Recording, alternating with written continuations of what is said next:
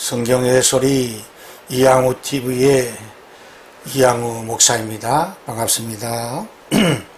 나의 사랑이요 나의 기쁨이며 나의 희망이신 8,500만 대한민국 국민 여러분을 진심으로 사랑합니다. 먼저 여러분의 삶의 자양분이 될 책 한 권을 소개합니다. 이양우저 성공하는 청춘들의 12가지 좋은 습관입니다. 이런 명언이 있습니다. 사람의 생각은 말을 낳고 말은 행동을 낳고 행동은 습관을 낳고 습관은 인생의 운명을 낳습니다. 라는 명언입니다. 이 명언과 같이 이 책은 청소년들에게 12가지 좋은 습관을 가짐으로 참 성공 인생을 꿈꾸라고 격려하는 책입니다. 이 책은 절망하는 청춘들을 위한 위로와 희망과 사랑의 편지입니다. 이 책은 대학교에 입학하는 학생들과 대학 졸업생들을 위한 최상의 선물이 될 수 있습니다. 아직도 성경의 소리 이양우 TV의 구독자가 아니시면 지금 바로 여러분의 유튜브에서 구독 표시와 엄지척 표시를 꾹 눌러주시므로 구독자가 되어주시면 더 좋은 방송으로 여러분에게 보답하도록 하겠습니다. 감사합니다. 오늘은 기독교의 탁월성의 진리 157번째 시간으로 구약성경 시편 51편 9절에서 17절까지의 말씀을 중심으로 하나님이 기뻐하시는 신앙, 하나님이 기뻐하시는 신앙이라는 주제로 하나님의 말씀을 여러분과 함께 나누려고 합니다. 하나님의 기쁨은 주님의 창조 사역에서 계시됩니다. 하나님께서 하늘과 땅을 창조하시고 동식물들의 생명들을 창조하시고 하나님의 형상대로 인간을 창조하신 후에 하나님 보시기에 매우 좋았더라 하고 창세기 1장 31절에 기록되어 있습니다. 하나님의 기쁨은 타락한 인간을 예수 십자가와 부활을 통해 구원하시는 주님의 재창조 사역에서 계시됩니다. 하나님께서 타락한 인간, 범죄한 인간들 예수 그리스도를 통해 죄를 용서하시며 구원하시며 영생을 주심으로 기뻐하신다고 사도 요한은 요한복음 3장 16절에 기록하였습니다. 하나님의 기쁨은 사람들이 예수 그리스도를 안에서 참 길을 찾고 인간의 참 가치를 회복하며 인간의 참 신분을 회복하는 주님의 복음 사역에서 계시되고 있습니다. 하나님께서는 길 잃은 양 같은 인생이 길을 찾고 다시 선한 목자의 품에 안기는 것을 기뻐하십니다. 하나님께서는 잃어버린 드라크마를 다시 찾아 그 가치가 회복됨을 보시고 크게 기뻐하십니다.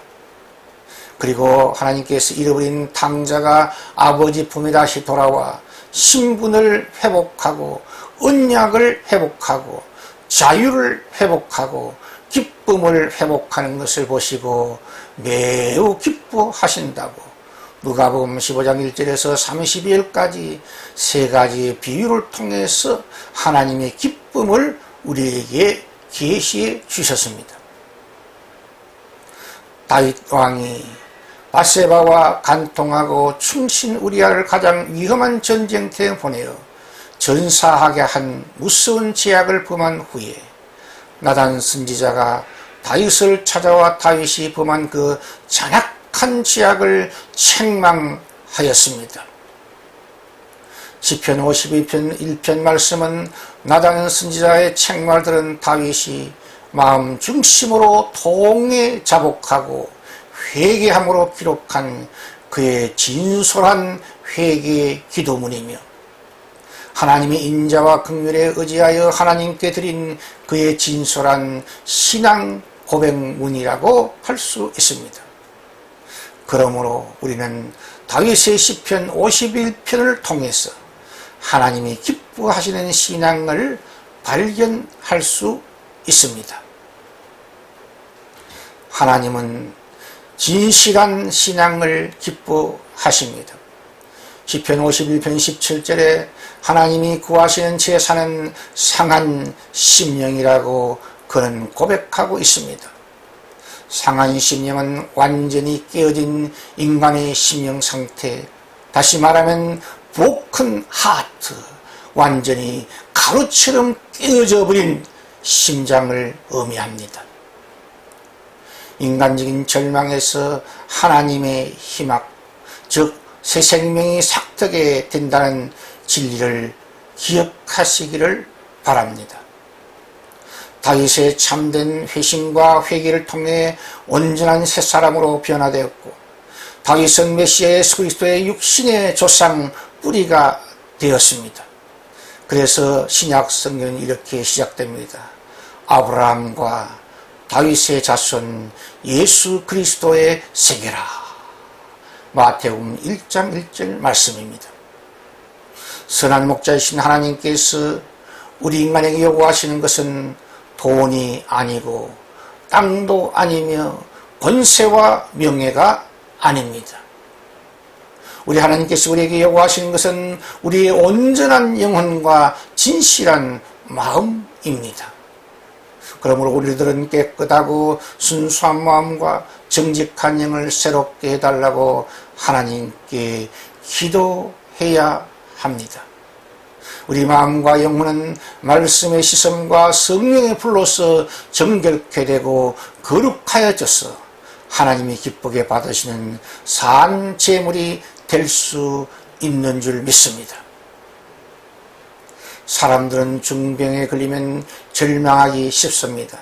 사람들은 사업에 큰 실패를 하게 되면 절망하기 쉽습니다. 사람들은 감당할 수 없는 걱정과 염려와 스트레스를 받으면 절망하여 우울증에 빠지기 쉽습니다. 세계적인 미국의 부호 존 록펠러가 55세 때 기관지염, 위궤양, 심한 탈모증, 탈진 상태가 되어 깊은 우울증에 빠졌습니다. 그 당시 록펠러는 매일 100만 불씩의 수입이 들어오고 미국 석유의 약 95%를 지배하는 큰 부자였습니다. 그런데 그 절망적인 질병 앞에서 록펠러의 모든 부요함은 아무 의미도 없는 허무 그 자체였습니다. 그 절망의 순간은 록펠러를 진실한 하나님의 사람으로 새롭게 재창조하시려는 하나님의 사랑의 손길이요 위대한 신비로운 계획이 있었던 것입니다. 록펠러는 그동안 돈을 벌기 위해 사업 경쟁회사를 돈과 권력을 이용하여 강제로 합병하며 악한 일을 너무나 많이 하고 살아왔던 극단적 이기주의 부자였습니다. 온갖 약과 치료 방법을 총동원했으나 효과가 나타나지 않아 마침내 의사가 당신의 생명은 1, 2년 정도밖에 안 남았으니 하나님 만날 준비를 잘 하시라는 사망 선고를 받게 됩니다. 그때야 비로소 록펠러는 온 마음을 다하여 인자와 긍휼에 풍성하신 하나님을 찾기 시작하였습니다. 간절한 심령으로 하나님을 찾고 참마음으로 회개의 기도를 시작하였고 하나님의 생명의 말씀인 성경을 믿음으로 정독하기 시작하였습니다. 어느 날 성경을 읽는 중에 보혜사 성령의 큰 감동과 함께 누가복음 6장 38절 말씀, 주라 그리하면 너희에게 줄 것이니 곧 후일에 누르고 흔들어 넘치도록 하여 너희에게 안겨주리라는 말씀 주님의 말씀이 그 영혼을 흔들기 시작하였습니다. 그래야 록펠러는 하나님의 말씀과 성령의 역사 가운데 새 삶을 살기로 결단하였습니다. 받기만 하고 흘러 보내지 않아 죽음의 바다가 된 사해 같은 인생을 청산하고 갈릴리 호수 같은 나누고 흘러보내는 인생을 살기로 결단하였습니다. 그가 존경하던 게이츠 목사님의 도움으로 1913년 뉴욕의 록펠러 재단, 록펠러 파운데이션을 설립하여 나눔과 섬김을 실천함으로 수천 개의 교회 설립, 엄청난 선교사역, 장학사역, 구제사역에 기쁘게 헌신하는 하나님께서 칭찬하시고 축복하시는 하나님의 기쁨이며 하나님의 자랑이며 하나님의 영광인 하나님의 참 부자가 되었습니다. 그리고 97세까지 건강하게 장수하는 은혜와 복까지 누리게 되었습니다. 예수 그리스도의 보혈의 권세를 믿는 신앙을 하나님이 기뻐하십니다.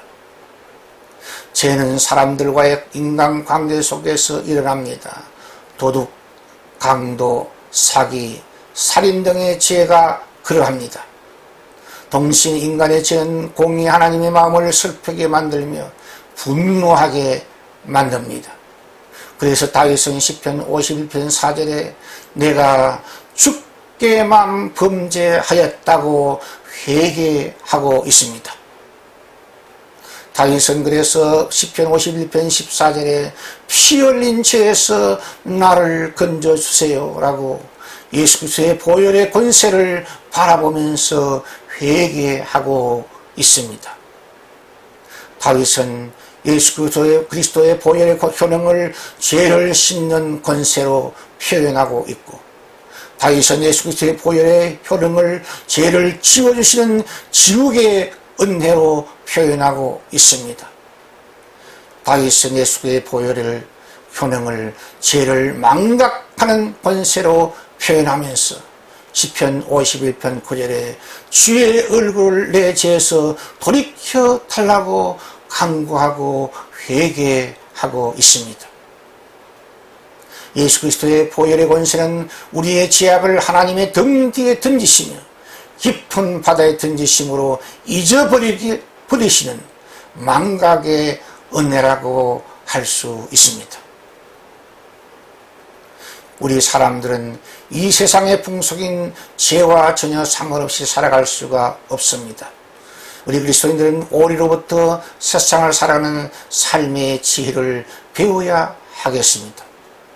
오리는 비록 물속에 호수 속에서 살아가지만 물속에 빠져 익사하지 않습니다. 그 이유는 오리는 그의 부리로 기름섬에서 나오는 기름을 그의 깃털로 바름으로, 그의 깃털의 바름으로 물이 그의 몸에 스며들지 못하게 한다고 합니다. 이와 같이 우리 그리스도인들도 죄악의 홍수가 넘실대는 세상의 호수에서 살아가는 오리와 같아야 합니다. 그리스도인들도 성령의 기름으로 충만해지면 세상의 죄악의 홍수를 넉넉하게 극복하고 이길 수 있는 줄 믿습니다. 하나님의 눈앞에서 살아가는 신앙을 하나님이 기뻐하십니다. 다윗은 시편 51편 11절 상반절에 나를 주 앞에서 쫓아내지 말아 주십시오라고 회개하고 기도하고 있습니다. 경건한 신앙인은 하나님의 눈앞의 신앙을 견지하며 살아갑니다. 하나님의 눈앞을 라틴어로 오람 데오라고 합니다. 오람 데오. 하나님의 불꽃 같은 눈앞에서 살아가는 신앙은 임마누엘 신앙입니다. 부활이요 생명이신 예수 그리스도와 함께 살아가는 신앙입니다. 세상 끝날까지 항상 주님과 함께 있는 임마누엘 삶의 복을 받습니다.